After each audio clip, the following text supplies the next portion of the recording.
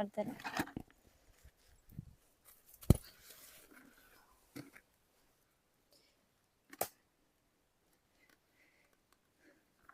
కుక్కలకైతే ఇక్కడనే వండి పెడతాం మేము.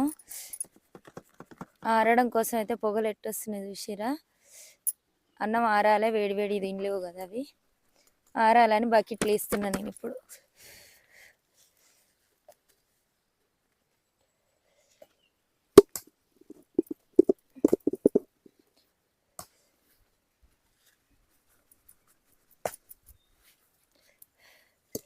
చల్లగారినాక పాలు పెరుగు పోసి అన్నం అయితే పెడతా నేను కుక్కలకి.